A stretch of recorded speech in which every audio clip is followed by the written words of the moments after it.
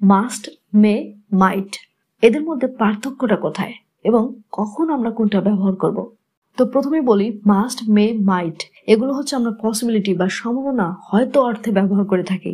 দেখো, যখন আ person who is 100% sure তখন হচ্ছে আমরা বি ভার্ব ব্যবহার করে থাকি। অর্থাৎ একটা ব্যক্তি যখন কোনো একটা বিষয়ে 100% শিওরিটি দিচ্ছে তখন হচ্ছে আমরা বি ভার্ব ব্যবহার করে থাকি।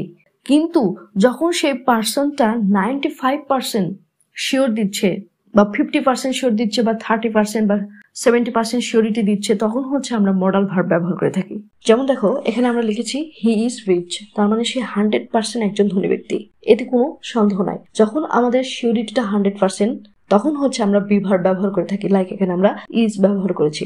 কিন্তু যখন আমরা বলছি যে সে অবশ্যই হয়তো ধনী হবে, মানে আমাদের সম্ভাবনাটা হচ্ছে 95%, অর্থাৎ আমরা 95% জোর দিয়ে বলতেছি যে সে অবশ্যই হয়তো ধনী, সেক্ষেত্রে হচ্ছে আমরা মাস্ট ব্যবহার করব, হি মাস্ট বি রিচ। কিন্তু যখন আমাদের এই সম্ভাবনাটা 70%, আমরা বলতে পারি হি মে বি রিচ। কিন্তু যখন এই সম্ভাবনাটা একটু কম, লাইক 30% বা 50%, তখন হচ্ছে আমরা মাইট ব্যবহার করব, সে হয়তো বা ধনী হবে, হি মাইট বি রিচ।